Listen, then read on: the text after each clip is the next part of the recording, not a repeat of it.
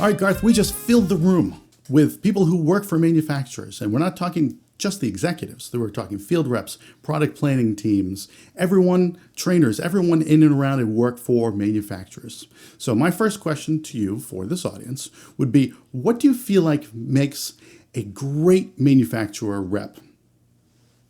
What makes a great manufacturer rep? The core is communication and somebody who cares. I think those are the two biggest components. And a lot of what happens from there is based on the manufacturer, not just the trade rep or not just the manufacturer rep. And so communication, I mean, we all hear the just overused expression, answer your phone. Obviously, we can't always answer our phone. There's someone else on the other line or we're doing a training, but getting back in a reasonable amount of time. A lot of times, those of us in the dealer sales world are kind of left in flux, just waiting for that call back when we've got an important situation at the job site, for example. That's a big one. And along those lines, I mean, caring, I think that's the case. All of our reps, they're great people. They're people pleasers. They want to make the dealer, the consumer, the builder, and the designer all happy. And that's where I really feel, and I see a big difference on different manufacturers and what level of support and empowerment and independent decision making they give to their reps. And I had an example a few years ago where we had an amazing rep with one of our manufacturers. I'd give her a hard time because she ended up moving to another manufacturer, same role, also calling on our company. And I always gave her a hard time. I said, you were such a great rep when you worked for the first company. And it had nothing to do with her. She didn't change. It wasn't that she got jaded and she was no longer interested in helping out. It's that she was not empowered to make decisions and to support the dealer, the consumer, and the contractor. And I think that is where so many times these manufacturers they're getting input. And I worked for a manufacturer for 12 years before coming into the dealer sales side. And I can tell you that they have a lot of influence from outside parties on how to vertically integrate, how to streamline processes. And there's great opportunities there. But at the end of the day, when we've got customers out in the field, we've got designers out in the field, and we've got contractors out in the field. And as a dealer salesperson, I'm communicating with all of them.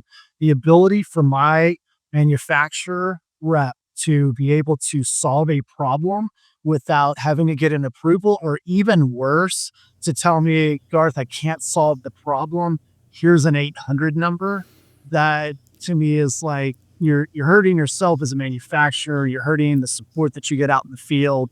It's not easy for us to go to a call center to try and get support. And so I guess if there would be something that I would tell you would really support a brand a lot, would be for the manufacturer themselves to give their reps the power to solve the problem. That would make a world of difference. All right, so I love that you turned my question around and you tapped on the shoulder of the executives and you said, because you have an example of a control group. You had an example of the same rep, two different manufacturers, and you ended up with a completely different experience, and how huge that is. And I was a builder rep when I was selling appliances, and a similar thing. And at least what I found, and I would imagine you found the same thing, is that when the reps were better, I sold more of that product because I knew I'd get a better answer, an answer quicker, more support when issues came up. And then if and like you said, it's not the rep's fault. They could be handcuffed and they have no control what happens above them. But I can't really sell your product that much because when things go wrong, can't help me. What am I going to do? So huge, great answer, Garth, turning that around on the executives. Sorry, tried to keep it clear, but didn't work out. Okay, one more question for this audience. I really like this question. So we're talking now to the product teams. Those are the ones designing new products or what upgrades existing products get. What sort of retail feedback do you feel like these product teams should pay more attention to? Retail feedback from new product development in particular, and then also product improvements for existing lines or models, I think is really key to get more word out in the field and to not necessarily focus on focus groups. So when I worked on the manufacturing side, in the chef world, a lot of I've reaching out happened from the product development team to the chefs, and that was extremely helpful because a lot of the programming, even on wall ovens and steam ovens, was based on, you know, almost like in a lab research that was done by engineering team and how can we tweak stuff. Well, as they started reaching out to the chefs and not for chef input, just the opposite. It's the chef that are hearing from the consumers. And then an even broader reach than that would be the dealer salespeople who are touching even more consumers than the manufacturer. And so many times, yeah, the dealer sales folks, and we're selling hundreds of a certain product, thousands even in a product category over the course of a year.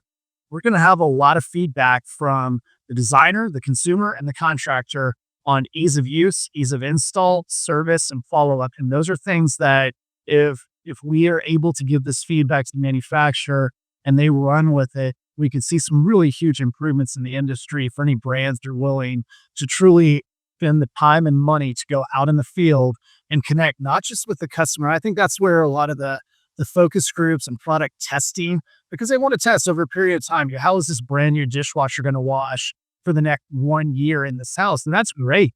But you really need to find out the people who are selling thousands of dishwashers over a 1, 2, 3 year period, what feedback are they getting from their customers? And I think that is a big key to product development and improvement of existing product lines.